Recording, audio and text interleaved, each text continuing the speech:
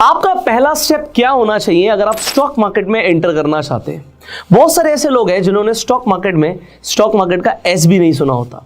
उन्हें पता ही नहीं होता कि ये स्टॉक मार्केट होती क्या है। बस ये कभी सुन लिया कि बाजार ऊपर चला गया, बाजार नीचे चला गया, लोगों का फायदा हो गया, लोगों को नुकसान हो गया। पर ये कैसे काम करती है, इसमें कैसे इन्वेस्ट करना होता है, कैसे पैसा बनता है, कैसे आप लोग स्टॉक मार्केट में इन्वेस्ट करके अपनी वेल्थ को ग्रो कर सकते हैं, बहुत सारे लोगों को नहीं पता होता। और ये वीडियो उन्हीं बहुत सारे लोगों के लिए है। तो अगर आप भी उन लोगों में से एक है जिन्हें स्टॉक मार्केट में अभी बेसिक अंडरस्टैंडिंग भी नहीं है, जिन्हें आज से सीखना है, स्टेप बाय स्टेप अपने पैसे को ग्रो करना सीखना है, उन लोगों के लिए ये वीडियो बहुत इंपॉर्टेंट है। इस वीडियो को आप एंड तक जरूर देखिएगा। अब हम शुरू कर रहे हैं। अभी तक हमने बहुत सारे और टॉपिक्स के ऊपर बात करी, हमने बहुत सारी और फील्ड्स के ऊपर बात करी कि आप पैसे कहाँ कहाँ पर इन्वेस्ट कर सकते हैं। बट सबसे ज्यादा अट्रैक्टिव होता है स्टॉक मार्केट। रीजन क्या होता है? अब बिल्कुल ही शुरुआत से स्टार्ट करते हैं। हम एस से शुरू कर लेते हैं स्टॉक मार्केट के। तो एस से मतलब बिल्कुल ही ABCD आपको आज समझ आने वाली है। स्टॉक मार्केट से जैसे नाम से समझ आ रहा है, कोई मार्केट है, मार्केट है स्टॉक्स की, शेयर बाजार बोलते हैं कुछ लोग, इक्विटी मार्केट बोलते हैं कुछ लोग। तो ये स्टॉक्स क्या होते हैं? स्टॉक्स का सिंपल सा मतलब होता है किसी कंपनी के अंदर हिस्सेदारी। सिंपल सी चीज है, आपको समझ आनी चाहिए। अगर आप किसी कंपनी के अंदर एक स्टॉक ओन करते हैं, किसी कंपनी का आपके पास स्टॉक है, हम ये बोल देते हैं शेयर है, तो शेयर का मतलब सिंपल हो गया ओनरशिप। आप कंपनी के एक मालिक बन जाते हैं। आप कहोगे ये थोड़ी है, मैंने रिलायंस का एक शेयर खरीद लिया तो मैं रिलायंस का मालिक बन गया।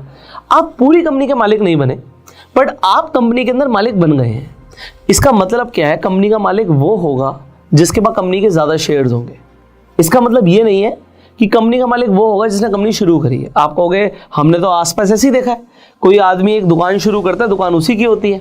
अगर वो दुकान को लिस्ट कर देगा, अब ये लिस्ट करना क्या होता है मैं आपको अभी बताने वाला हूं, और लोगों से पैसा उठा लेगा, तो अपने कंपनी के शेयर्स वो दे देगा। अभी मैं आपको इसका पूरा प्रोसेस समझाता हूं, यहाँ पे समझते हैं।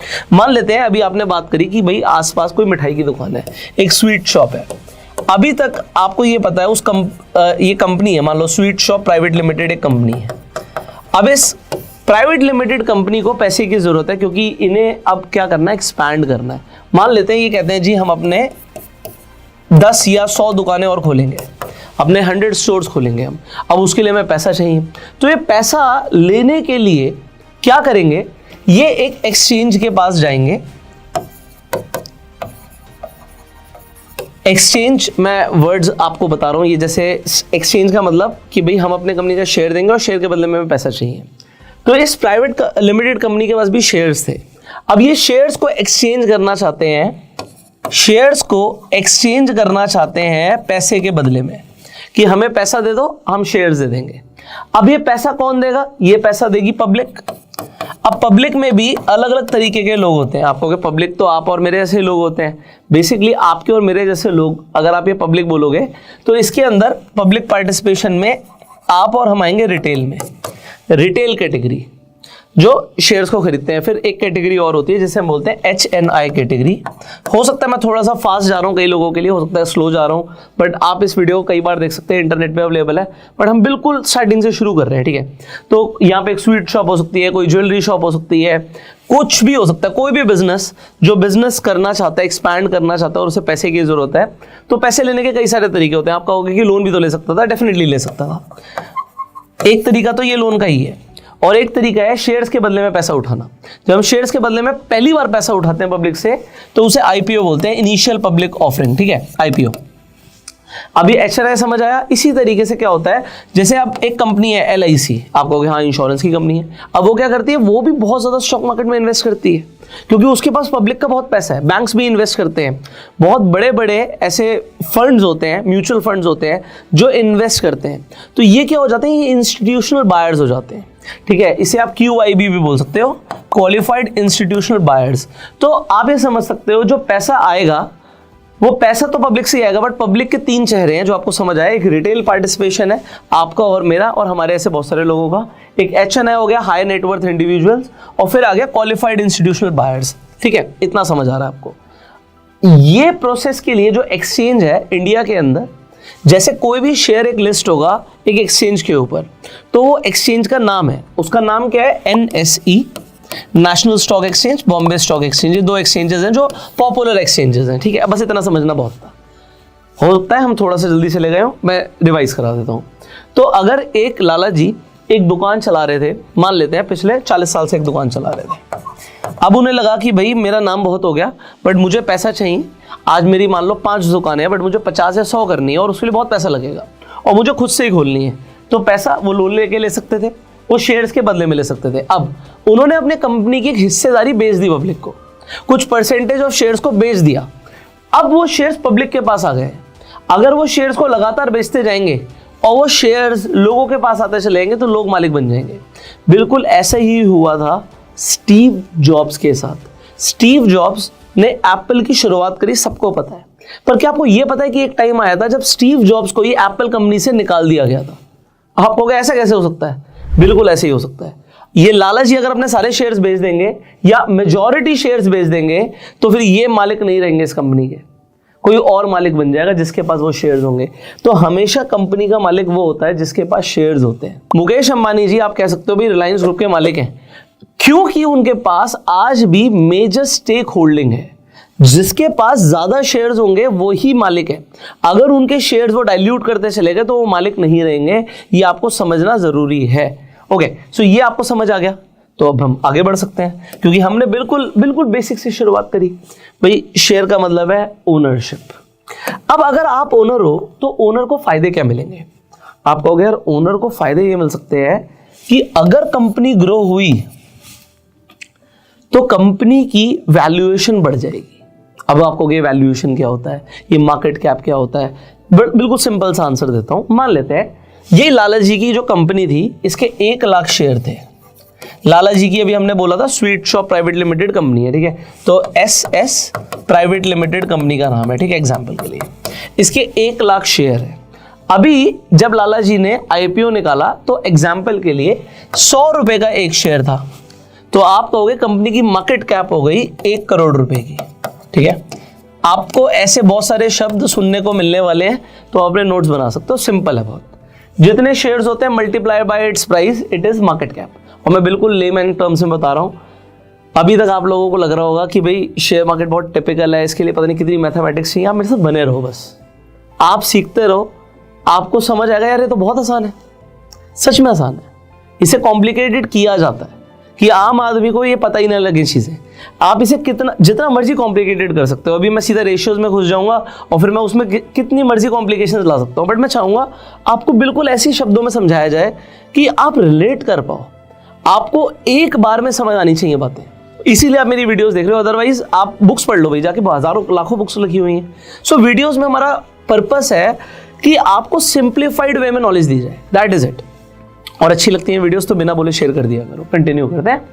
सो ये जो यहाँ पे स्वीट शॉप प्राइवेट लिमिटेड है, इसकी मार्केट कैप आपको पता लगे 1 करोड़ की है, बट इस कंपनी की वैल्यू बढ़ जाएगी। कैसे बढ़ेगी? अगर इसका शेयर का प्राइस बढ़ जाए। आप कहोगे शेयर का प्राइस कैसे बढ़ेगा? शेयर का प्राइस कई सारे फैक्टर्स के ऊपर डिपेंड करता है, बट सबसे ज्यादा जो डिपेंड करता है वो इस चीज के ऊपर डिपेंड करता है कि बिजनेस कमा कितना रहा है। सिंपल सी चीज, अगर आज लाला जी एग्जाम्पल के लिए 1 महीने में 1 लाख रुपए का प्रॉफिट करते थे एक दुकान से, और वो प्रॉफिट 2 लाख का हो जाएगा, 3 लाख का हो जाएगा, तो शेयर का जो प्राइस है ना वो ऑटोमेटिकली बढ़ जाएगा, ऑटोमेटिकली बढ़ जाएगा। तो लॉन्ग टर्म में ये सबसे इंपॉर्टेंट चीज मैं आपको बता रहा हूं, जो कंपनी का शेयर प्राइस है, हो सकता है किसी न्यूज की वजह से इफेक्ट हो जाए, बहुत सारे एक्सटर्नल सर्कमस्टांसेस की वजह से इफेक्ट हो जाए, बट अल्टीमेटली कंपनी के जो स्टॉक का आप ग्राफ देखोगे ना, वो फॉलो करेगा कंपनी के अर्निंग के ग्राफ को। अगर अर्निंग का ग्राफ ऊपर जा रहा है तो प्राइस भी ऊपर जाएगा, स्टॉक, सिंपल। और अगर अर्निंग गिर रही है तो स्टॉक का प्राइस गिरेगा। शॉर्ट टर्म में डेफिनेटली आप कह सकते हो कि कंपनी के स्टॉक के प्राइस पे फर्क पड़ सकता है। एग्जांपल देता हूं मैं आपको, HUL का, हिंदुस्तान यूनिलीवर लिमिटेड।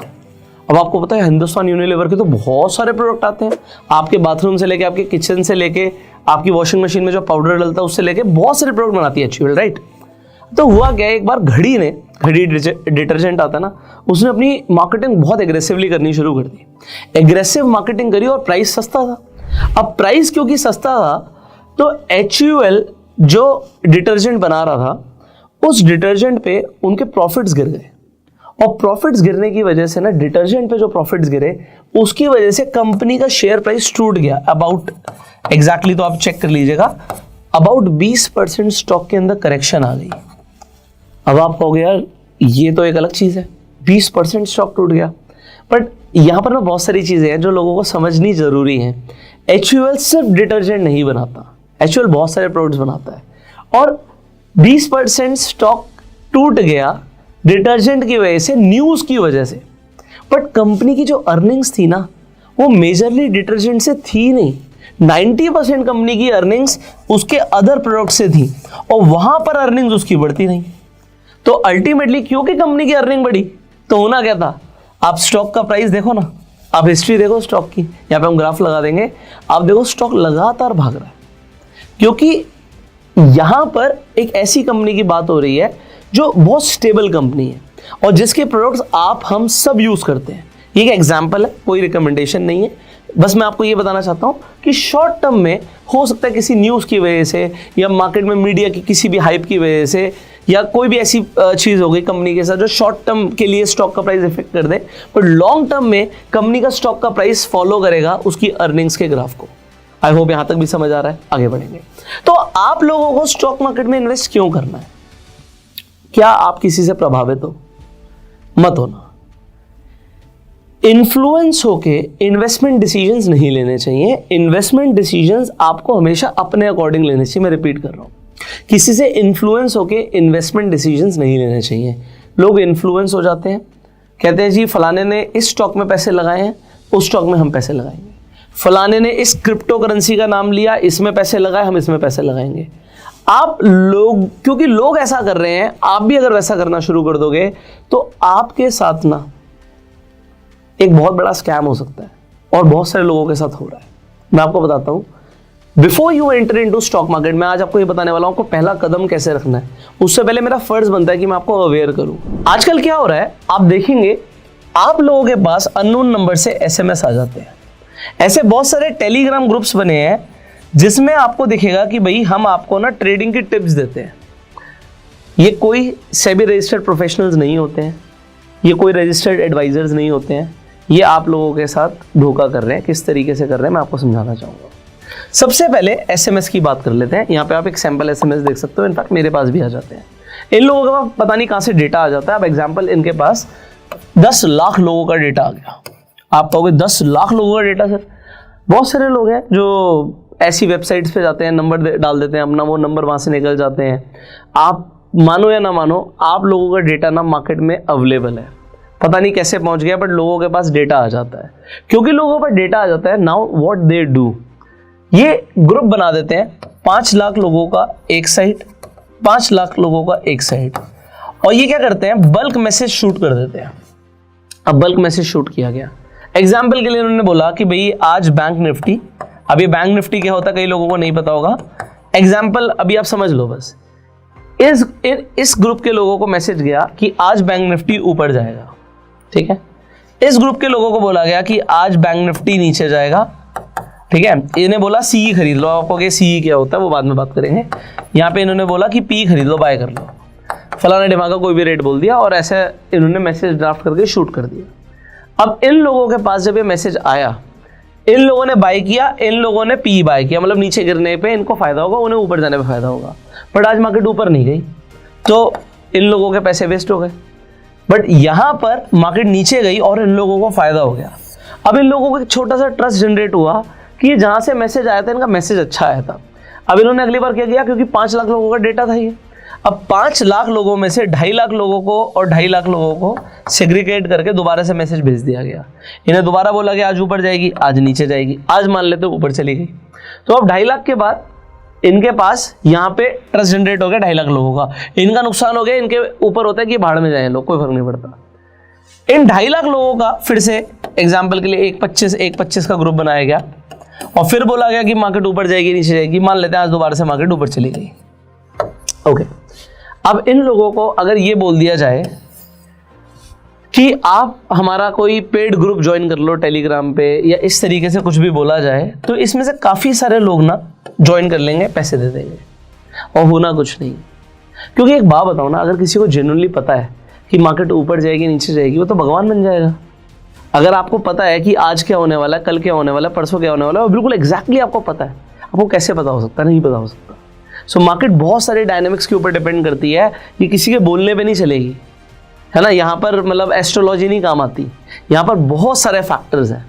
तो आपकी और मेरे कंट्रोल में नहीं है मार्केट, मार्केट बहुत सारे और फैक्टर्स के ऊपर कंट्रोल में है। शेयर्स का प्राइस, हाँ एक एनालिसिस होती है कि भाई अगर फंडामेंटल्स अच्छे हैं, आपने फंडामेंटल एनालिसिस करी है, तो हो सकता है जिस कंपनी के फंडामेंटल्स अच्छे हैं उसका शेयर प्राइस ऊपर जाए, या आज की डेट में आपने टेक्निकल एनालिसिस करी है तो टेक्निकल्स की वजह से शेयर का प्राइस ऊपर जाए या बैंक निफ्टी ऊपर जाए, अगर आप ट्रेड करते हैं तो आपको टेक्निकल्स की नॉलेज है, वो एक अलग चीज़ होती है। बट एक ये वाली जो चीज़ है ना, ये पता है क्या हुआ, ये हुआ आपके पास मैसेज आया और आपने रिएक्ट किया। इन लोगों का जो नुकसान हुआ, इन लोगों का जो नुकसान हुआ, इनका क्या, बट जो ये लोग कर रहे हैं इनको कोई फर्क नहीं पड़ता। तो बिफोर यू एंटर आपको समझना है कि आपके वो टिप्स और रिकमेंडेशंस कहीं से भी आ सकते हैं, पॉइंट नंबर 1। और जो ये टेलीग्राम पे आप देख रहे हो कि बहुत सारे ग्रुप्स बने हैं, वहाँ पे वो लिख देंगे वी आर रजिस्टर्ड, बट आप उस रजिस्ट्रेशन नंबर को कॉपी करो और जाके इंटरनेट पर सेबी की वेबसाइट पर चेक करो, आपको पता लग जाएगा कि क्या सच में ये जेन्युइन काम कर रहे हैं नहीं कर रहे। पॉइंट नंबर 1 ये आपको समझ आ गया, बहुत अच्छी बात है, आगे बढ़ेंगे। सो मैंने आपको बताया कि आप इन्फ्लुएंस मत होइएगा। कई सारे लोग क्या इंटरनेट पे प्रॉफिट्स देख लेते हैं, भाई किसी ने इंस्टाग्राम पे फेसबुक पे देखा किसी का लाखों का करोड़ों का फायदा हुआ और आपको लगा हमारा भी लाखों करोड़ों का फायदा हो जाएगा। मतलब शेयर मार्केट अभी आजकल वो वेब सीरीज चल रही है, वो हर्षद मेहता की वेब सीरीज चल रही है, बहुत लोग इन्फ्लुएंस हो रहे हैं, यार मैं भी है ना उसकी ऐसी लाइफ जीऊंगा, बट एंड क्या हुआ उसका, क्योंकि उसने गलत काम किया। तो गलत काम करना एंड अच्छा नहीं होता हमेशा, बट लोग इन्फ्लुएंस होते हैं। अभी दोबारा से एक और स्टैम्प पेपर स्कैम के ऊपर एक और वेब सीरीज आ गई, लोग वो देख रहे हैं, तो लोग इन्फ्लुएंस हो जाते हैं। यार एक आम आदमी ना बहुत तेजी से अमीर बन सकता है, बट वो आपके लिए राइट एग्जाम्पल्स नहीं है मेरे भाई, है ना। राइट एग्जाम्पल्स आप अच्छे लोगों को फॉलो करो, आप वॉरेन बफे को फॉलो कर सकते हो, आप राकेश झुनझुनवाला जी को फॉलो कर सकते हो, आप राधा कृष्ण दमानी को फॉलो कर सकते हो, तो आपके पास अच्छे फॉलोअर्स भी है। बट इनकी जब स्टोरीज बनेंगी ना तो उसमें मसाला इतना नहीं होगा, इनकी स्टोरीज में इतना मसाला नहीं होता। और लोगों को ना नेगेटिविटी देखना बड़ा पसंद है, क्राइम देखना बड़ा पसंद है, इसलिए वहां पर वो दिखाया जरूर जा रहा है। बट आप इन्फ्लुएंस होके प्लीज, क्योंकि आपका हार्ड एंड मनी होता है, मेरी रिक्वेस्ट है, मैं ये सीरीज इंडिया के यंगस्टर्स के लिए बना रहा हूँ, और यंगस्टर्स के अंदर ना मतलब पेशेंस नहीं होता। और वॉरेन बफे क्लियरली बोलते हैं कि स्टॉक मार्केट एक ऐसा इंस्ट्रूमेंट है जो इम्पेशेंट लोगों से पैसा लेता है और पेशेंट लोगों को पैसा दे देता है। और मैंने बोला कि यंगस्टर्स पेशेंट नहीं होते, इम्पेशेंट होते हैं, तो उनसे पैसा लिया जाएगा और इम्पेशेंट लोगों को पैसा दिया जाएगा। अब आपने कई सारे लोगों को सुना होगा कि भैया हमने स्टॉक मार्केट में पैसा लगाया था और हमारा नुकसान हो गया। आपको मैं ये बता दूं, स्टॉक मार्केट अपनी जेब में पैसा नहीं रखता। ये थोड़ी है कि स्टॉक मार्केट खा गया, एनएसई खा गया, बीएसई खा गया, ऐसा नहीं होता। यहाँ पे बायर्स होते हैं, यहाँ पे सेलर्स होते हैं, ठीक है। हर मार्केट में बायर्स होते हैं, सेलर्स होते हैं, किसी का फायदा होता है, किसी का नुकसान होता है। तो अगर इनकी जेब से पैसा गया तो इनकी जेब में आएगा, इनकी जेब में पैसा आया तो इनकी जेब से जाएगा। It is always a zero sum game भाई, किसी का फायदा हो रहा है तो किसी का नुकसान हो रहा है। अगर आप आज बोलोगे ना कि मेरा आज 50,000 का स्टॉक मार्केट से फायदा हुआ है, तो ये समझ लेना किसी का नुकसान हुआ है। और अगर इसी तरीके से आपका नुकसान हुआ है, आप कहोगे जी मेरा 1 लाख का नुकसान हो गया, तो किसी ने 1 लाख रुपए बनाया भी है। ये बिल्कुल समझने वाली चीज है। यहां से अब हम स्टेप बाय स्टेप आगे बढ़ेंगे। Now what should be your first step? First step definitely should be learning. आपको सीखना है, और सीखने के लिए आप इस चैनल पर आ गए हो, हम कोशिश करेंगे आपको स्टेप बाय स्टेप सिखाएं। बट अब लोग सबसे पहले गलती क्या करते हैं, स्टॉक मार्केट का नाम सुनते हैं और स्टॉक्स खरीदना शुरू कर देते हैं। मैंने क्रॉस लगा दिया, सॉरी, यही तो नहीं करना। आपको क्या फिर सीखते ही रहना? नहीं नहीं नहीं नहीं, मैं आपको ये नहीं बोल रहा सिर्फ सीखते रहो। आपको अगर क्रिकेट खेलना सीखना है तो आपको ग्राउंड पर जाना पड़ेगा, आपको पिच पर प्रैक्टिस करनी पड़ेगी। मैं भी समझ रहा हूं। इसका मतलब ये है कि अगर आपको स्टॉक मार्केट में एक्चुअल में एंटर करना है तो यस, आपको इन्वेस्टमेंट करनी पड़ेगी। हाँ, आप अपने फेवरेट कंपनी के स्टॉक्स खरीद सकते हो, कुछ पैसे के स्टॉक्स अपने खरीद भी लिए, नॉट अ प्रॉब्लम, क्योंकि स्टॉक्स में इन्वेस्टमेंट करना एक अच्छी चीज है, कोई गलत बात नहीं है। बट अगेन होगा क्या, इम्पेशेंट, जल्दी पैसा चाहिए। आपने देखा भाई किसी ने फलाने स्टॉक में पैसे लगाए थे, उसमें पैसे 10 गुना हो गया, उसका 5 गुना हो गया। किसी पेनी स्टॉक में पैसा लगाया था, हो सकता है 30 गुना हो गया हो। आपको क्या बात कर रहे हो, 30 गुना? मतलब 10,000 रुपए लगाए तो 3 लाख रुपए बन गए। हाँ जी, ऐसा होता है, रियलिटी तो यही है। इनफैक्ट ट्रेड करके भी लोग इस तरीके से पैसे बना लेते हैं, बट नुकसान भी बहुत लोग करते हैं। रिस्क और रिवॉर्ड मैंने आपको पहले समझाया था कि अगर रिवॉर्ड बहुत ज्यादा है तो रिस्क भी बहुत ज्यादा होता है। 10,000 रुपए डूब भी सकता है, ये पहले कोई नहीं बताता। अब मैं आपको यहां पर क्या समझाना चाहता हूं, better is that you do not start investing with stocks. आप कहोगे दुनिया तो स्टॉक्स के ऊपर बात कर रही है कि ये वाला स्टॉक खरीद लो, ये वाला स्टॉक खरीद लो भाई, वो सुजलॉन एनर्जी खरीद ले भाई, इतने टाइम में इतने गुना हो गया। मैं नाम जो ले रहा हूँ it is not a recommendation at all. Tata Motors खरीद ले, ब्रिटानिया खरीद ले, ये खरीद ले, बाटा खरीद ले, MRF खरीद ले, सबकी बातें करेंगे, स्टॉक्स की बातें करेंगे डेफिनेटली। और फिर आप क्या करोगे, मैंने अभी आपको बताया इन्फ्लुएंस होकर पैसा लगा दोगे। यही तो नहीं करना, हमें दिमाग लगाना है। तो अभी दिमाग आपका बहुत चलने वाला है, आने वाली वीडियोस में तो आपको ऐसा मजा आएगा कि यार ये सीरीज ही मेरे लिए बनी थी। आप ये बोलने वाले हो, कंटिन्यू करेंगे। मैं कह रहा हूँ स्टॉक्स में पैसा मत लगाइए, बट स्टॉक मार्केट में पैसा लगाइए। आप कहोगे ये क्या बात हो गई भाई कि स्टॉक्स में पैसा नहीं लगाओ, स्टॉक मार्केट में पैसा लगाओ।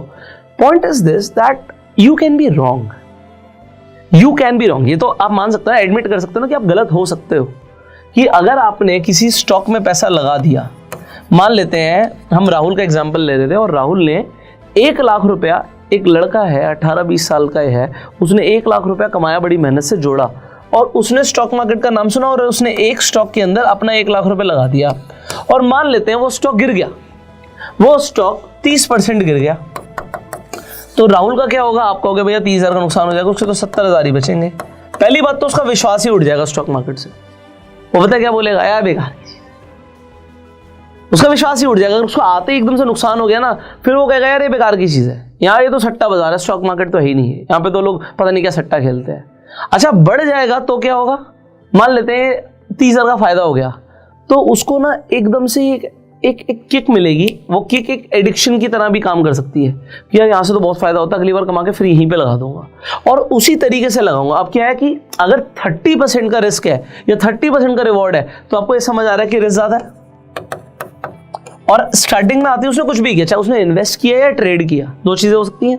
या तो हम स्टॉक्स खरीद सकते हैं या उन्हीं स्टॉक्स के अंदर ट्रेड कर सकते हैं। Nifty, bank Nifty, fin Nifty, इस तरीके से आप ट्रेड कर सकते हो। आपने सुना होगा एक्सपायरीज होती है, ट्रेडिंग होती है, ऐसा सुना तो होगा। ऑप्शंस में ट्रेड होता है, लोग बहुत ट्रेड करते हैं फ्यूचर और ऑप्शंस में। नहीं भी सुना तो आपको स्टेप बाय स्टेप क्लैरिटी मिलने वाली है इसी सीरीज में आगे। ऑलराइट, तो आपको ये समझ आ गया कि राहुल ने जाके 1 लाख रुपए स्टॉक्स में इन्वेस्ट कर दिए। तो क्या होता है कि स्टॉक कौन सा, क्योंकि आपके पास 5,000 स्टॉक्स हैं जो आपके पास एक्सचेंज पर लिस्टेड है, तो आप 5,000 स्टॉक में से कौन सा स्टॉक उठा लेते हो मुझे नहीं पता, और उसमें क्या वॉलेटिलिटी रहती है ये भी हमें नहीं पता। हो सकता है आपका प्रॉफिट हो जाए, हो सकता है आपका नुकसान हो जाए।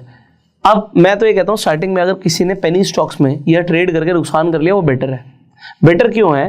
क्योंकि जब उसने नुकसान किया तो स्टार्टिंग में बहुत बड़ा नुकसान नहीं किया होगा, ऐसा मैं मान के चलता हूँ आते ही एकदम से।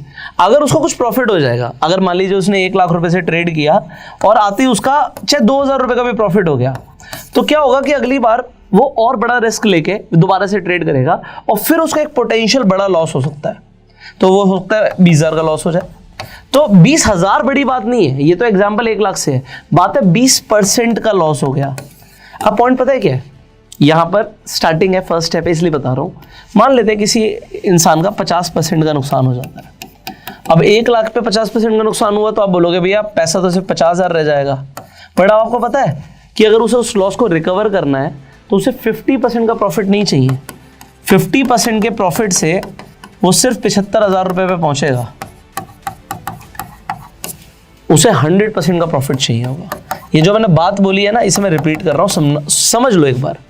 अगर कोई अपना 50% का लॉस कर लेता है तो 50% का लॉस 50% के प्रॉफिट के बराबर नहीं होता है, तो इट इज नॉट सेम। 50% का लॉस हो गया तो अब 100% का प्रॉफिट चाहिए होगा। और पता है मार्केट में जो लोग घूम रहे होते हैं, जो शेयर मार्केट में जिनका नुकसान हो जाता है, तो उनका पॉइंट पता है क्या होता है कि कैसे भी करके हमारा लॉस रिकवर हो जाए, बस लॉस रिकवर हो जाए। और अगर वो ट्रेड लेते तो साइकोलॉजी यही रहती है, पहले तो वो प्रॉफिट कमाने आए थे बट हो गया नुकसान, तो वो क्या चाहेंगे, बस कैसे भी करके मेरा लॉस रिकवर हो जाए, दैट इज इट। यहीं से अब हम कंटिन्यू करते हैं। देयरफॉर मैं स्टार्टिंग में, अगर आप फर्स्ट स्टेप लेने वाले हो ना, मेरी हाथ जोड़ के विनती है, आप आते ही कोई भी ऐसा काम मत कीजिएगा जिसमें हाई रिस्क हो। बिना सीखे तो बिल्कुल ही मत कीजिएगा। पहले आप स्टेप बाय स्टेप शुरू कर रहे हो, तो मेरे हिसाब से ये मैं ऐसा मानता हूँ, हो सकता है आप ऐसा ना भी मानते हो, बट मैं जो मानता हूँ वो मेरा जो तजुर्बा रहा है, जो एक्सपीरियंस रहा है, इतने हज़ारों लोगों को मैंने देखा है, उसके बाद एक एनालिसिस के बाद मैं आपको बता रहा हूँ कि आपको क्या करना चाहिए। आपको स्टार्टिंग में ना इंडेक्स इन्वेस्टिंग करनी चाहिए। अब आप कहोगे इंडेक्स इन्वेस्टिंग क्या होती है भाई, ये क्या चीज़ है? अभी थोड़ी देर पहले मैंने बैंक निफ्टी का नाम लिया था, तो बैंक निफ्टी एक इंडेक्स होता है, इसी तरीके से एक इंडेक्स होता है निफ्टी। और निफ्टी क्या है, इंडिया की टॉप 50 कंपनियां, निफ्टी 50 बोलते हैं, जो इंडिया की टॉप 50 कंपनियां हैं उनसे मिलकर एक इंडेक्स बना है। तो हम जब बोलते हैं ना मार्केट बढ़ रही है, मार्केट टूट रही है, हम सिर्फ निफ्टी 50 को देख लेते हैं, क्योंकि स्टॉक मार्केट में सबसे ज्यादा वेटेज इन 50 कंपनीज की, आप ये मान लो बस। तो अब ये 50 कंपनियां अगर बढ़ रही है तो हम बोल देते हैं मार्केट बढ़ रही है, अगर गिर रही है तो हम बोल देते हैं मार्केट गिर रही है, दैट इज इट। आप स्टार्टिंग में ना निफ्टी 50 में इन्वेस्ट कीजिए, या निफ्टी 100 में इन्वेस्ट कर लो, या निफ्टी 500 में इन्वेस्ट कर लो, मतलब इंडिया के टॉप 500 कंपनी में इन्वेस्ट कर लो, ये इंडेक्स हो जाएगा। अब इंडेक्स में इन्वेस्ट कैसे करते हैं, आप कहोगे भाई कई लोगों को पता होगा कि अगर हम निफ्टी के चार्ट पर क्लिक करते हैं तो हम बाय और सेल नहीं कर सकते, हम उसके फ्यूचर को बाय और सेल कर सकते हैं, हम उसके ऑप्शंस में बाय और सेल कर सकते हैं, हम निफ्टी को ऐसे नहीं खरीद सकते। निफ्टी को खरीदने के दो तरीके होते हैं। पहला तरीका होता है निफ्टी का ETF खरीदना। तो ETF is exchange traded fund, ये भी एक स्टॉक की तरह काम करता है। आपको लगभग 200 रुपए के आसपास, आप अपने डीमेट अकाउंट में आके सर्च करोगे तो आपको सिर्फ 200 रुपए के आसपास ETFs दिख जाएंगे, कई सारे ETF दिख जाएंगे। एग्जाम्पल के लिए आपको सेट निफ्टी दिख जाएगा। तो 200 रुपए के आसपास आप क्या करने वाले हो, इंडिया की टॉप 50 कंपनीज में इन्वेस्टमेंट करने वाले हो। अब क्या कुछ न्यूज आई, छोटी मोटी न्यूज आई, तो एक कंपनी का शेयर इफेक्ट हो सकता है, दो का इफेक्ट हो सकता है, बट क्या 50 की 50 कंपनी का शेयर टूट जाएगा, नहीं टूटेगा। आपको बहुत बड़ा नुकसान इतनी जल्दी नहीं होगा और बहुत बड़ा फायदा भी इतनी जल्दी नहीं होगा। बट अगर इंडिया ग्रो करेगा, टॉप 50 कंपनियां ग्रो करेंगी, तो आपका पैसा ग्रो करेगा, सिंपल। तो ये स्टार्टिंग है। हमने एक स्टॉक खरीदा, या हम एक स्टॉक की तरह एक ETF को खरीद रहे हैं, तो स्टॉक्स हमने अभी कंपनी के स्टॉक्स नहीं खरीदे, हमने सीधा इंडेक्स का ही एक ETF खरीद लिया। या फिर आप म्यूचुअल फंड से भी शुरुआत कर सकते हो। अगर आप नए हो तो आपको मेरे हिसाब से सिर्फ ये दो चीजें करनी चाहिए। आपको ETF में इन्वेस्ट करना चाहिए, वो भी इंडेक्स के। ETF भी बहुत तरीके के होते हैं, गोल्ड का भी ETF होता है, आगे बताऊंगा मैं आपको। ETF के ऊपर ना मैं आपको नेक्स्ट वीडियो में एक ऐसी स्ट्रैटेजी देने वाला हूं ना, आपको मजा आ जाएगा, सच में मजा आ जाएगा। और वो स्ट्रैटेजी अभी तक मैंने चैनल पे नहीं दी, इंटरनेट पे भी कहीं नहीं मिलेगी, because that is something which I do my self, जो मैं अपने पोर्टफोलियो में करता हूं वो बताऊंगा आपको। और आप निफ्टी को आउट परफॉर्म करोगे। तो हम अल्फा प्रोड्यूस करने की बात कर रहे हैं, मैंने पहले भी जिक्र किया था इसका। अल्फा तो प्रोड्यूस करना ना मेरे भाई, मजा आएगा आपको। तो ETF investing strategy next video में मिलने वाली है, कमाल की स्ट्रैटेजी होगी, इंटरनेट पे कहीं नहीं मिलेगी। और दूसरी चीज, म्यूचुअल फंड्स बहुत तरीके के होते हैं। डेट म्यूचुअल फंड्स होते हैं, हाइब्रिड म्यूचुअल फंड्स होते हैं, आपको आर्बिट्राज फंड्स मिल जाएंगे, आपको इंटरनेशनल फंड्स मिल जाएंगे, आपको बहुत तरीके के फंड्स मिल जाते हैं, flexi cap, small cap, large cap. आप बस कंफ्यूज हो जाओगे किसमें पैसा लगाना है। बट कुछ म्यूचुअल फंड्स हैं जिसके बारे में बहुत कम लोग जिक्र करते हैं, और मैं आपको इनफैक्ट अपने पोर्टफोलियो से बताने वाला हूँ। जनरली मैं बताऊंगा कि कौन से म्यूचुअल फंड्स ने ज़्यादा रिटर्न्स दिए। तो डेफिनेटली मेरे पास भी कई तरीके की म्यूचुअल फंड्स हैं जिसमें मेरी SIPs हो रही हैं। तो जो SIPs, जिन म्यूचुअल फंड में बेस्ट परफॉर्मेंस आ रही है, क्यों आ रही है, कैसे आ रही है, ये भी मैं आपको बताऊंगा। और कई सारे लोग क्या गलतियां करते हैं म्यूचुअल फंड में, हो सकता है आप भी दोबारा से कंसीडर कर सकते हो। जो भी आप SIPs कर रहे हो, आप चेक कर पाएंगे, आप खुद से एनालिसिस कर पाएंगे कि आपको अपने गोल के अकॉर्डिंग किस म्यूचुअल फंड में पैसा लगाना चाहिए। सो सीखने वाले हो आप, but that video was for the first step. First step क्या है कि स्टार्टिंग में जाते ही इन्वेस्टिंग अगर आपको करनी है, वेरी गुड। स्टार्टिंग में आप ट्रेडिंग पे फोकस मत कीजिए, स्टार्टिंग में सीख लो, थोड़े से मैच्योर हो जाओ, उसके बाद हम बात करेंगे उसकी, क्योंकि फिर आप पैसे लगातार बनाने की बात कर रहे हो।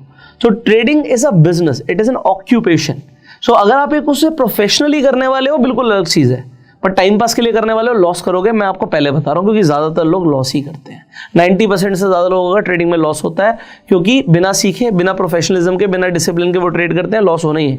दूसरी चीज, इन्वेस्टमेंट भी कर रहे हो तो जाते ये नहीं मुझे ये स्टॉक पसंद है, वो स्टॉक पसंद है, कुछ भी नहीं पता। अगर आपको स्टॉक्स में इन्वेस्टमेंट करनी है तो भी सीखना पड़ेगा, उसके लिए फंडामेंटल एनालिसिस सीखनी पड़ेगी। आगे हम बात करेंगे डिटेल में, बट वो थोड़ा सा एक लेवल और ऊपर है। बट आप नए हो यार, तो मैं बात पता है क्या कर रहा हूं, हम पैसिव इन्वेस्टिंग की बात कर रहे हैं। पैसिव इन्वेस्टिंग होती है जिसे बोलते हैं कि आप ETF और म्यूचुअल फंड में इन्वेस्ट करते हो इंडेक्स के, तो इसे हम पैसिव इन्वेस्टिंग बोलते हैं। और पैसिव इन्वेस्टमेंट्स, तो इसके ऊपर हम नेक्स्ट वीडियो में बात करने वाले हैं थोड़ी सी। तो आज के लिए इतना काफ़ी है, बट मैंने आपको बहुत सारी चीज़ों के लिए अवेयर किया। मैंने आपको बताया कि अगर आपका 50% लॉस हो जाता है तो 50% प्रॉफिट उसे रिकवर नहीं करने वाला। तो ऐसी गलती अपने कैपिटल के साथ मत कीजिएगा। बहुत सारे लोग 1 लाख रुपए भी बड़ी मुश्किल से जोड़ पाते हैं, बहुत सारे लोगों के लिए बहुत बड़ा अमाउंट होता है। तो आप गलतियां कम करो, अपना पैसा लूज कम करो, और वॉरेन बफे के रूल को याद रखो, that never you lose your money, that is the rule number 1। And rule number 2 क्या है, do not forget the rule number 1। And यहाँ पे मैंने आपको बताया कि किसी की जेब से पैसा निकलेगा तो किसी की जेब में जाएगा, अगर आपका लॉस हो रहा है तो किसी का फायदा हो रहा है। फिर मैंने बोला कि टेलीग्राम और SMS के थ्रू अगर आपको रिकमेंडेशंस आती हैं तो प्लीज़ उन पर रिलाय मत कीजिए, अपना खुद का दिमाग लगाइए या फिर किसी सेबी रजिस्टर्ड फाइनेंशियल एडवाइजर से आप सलाह लीजिए। आपके गोल के अकॉर्डिंग आपको बताएंगे कि आपको कहाँ पे पैसा एलोकेट करना है, वो ज़्यादा बेटर रहेगा। ओके, सो हमने एग्जाम्पल के थ्रू आपको थोड़ा सा समझाने की कोशिश करी। एक्सचेंज मैंने आपको बताया, यहाँ पर हमने IPO के बारे में भी आपको बताया, और फाइनली बताया कि स्टॉक्स खरीदने का मतलब होता है कंपनी में हिस्सेदारी खरीदना।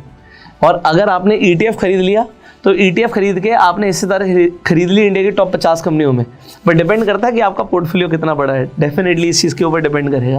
बट ज़्यादातर लोग इन्वेस्टमेंट करते ही नहीं, और आप अगर इन्वेस्टमेंट करना शुरू कर रहे हो तो आप ज़्यादातर लोगों से अलग हो गए हो, और ज़्यादातर लोग सक्सेसफुल नहीं होने वाले हैं, तो शायद आप होने वाले हो। बट अगर आपको स्टॉक मार्केट में इन्वेस्ट करना है, ETF खरीदना है, म्यूचुअल फंड खरीदना है, ट्रेड करना है, स्टॉक्स खरीदने हैं, इन सारी चीज़ों के लिए आपको एक डीमेट अकाउंट चाहिए होगा। आप फ्री में जाके अपना डीमेट अकाउंट खुलवा सकते हैं। आपको डिस्क्रिप्शन और कमेंट बॉक्स में आपको डीमेट अकाउंट खोलने का लिंक मिल जाएगा। सिंपल स्टेप्स को फॉलो करके आप अपना डीमेट अकाउंट खोल लीजिए, क्योंकि आने वाली वीडियोस में जो हम बात करेंगे उसके लिए आपको डीमेट अकाउंट चाहिए होगा। तो आपके लिए अच्छा रहेगा कि अगर आप एडवांस में अपना डीमेट अकाउंट खोल लेते हैं, एंड आप डेफिनेटली कंसीडर कर सकते हैं। बहुत सारे ऑप्शंस हैं, अलग अलग प्लेटफॉर्म्स हैं जिस पे आगे जाकर आप डीमेट अकाउंट खुलवा सकते हैं। तो डिस्क्रिप्शन में आपको लिंक्स मिल जाएंगे। I will see you in the next video. Till the time you can like this video. अगर आपके कुछ सवाल है आप कमेंट्स में पूछ सकते हैं। मैंने आपको पहले ही बता दिया कि नेक्स्ट वीडियो किस टॉपिक के ऊपर आपको मिलने वाली है, तो आप उस वीडियो को डेफिनेटली मिस मत कीजिएगा।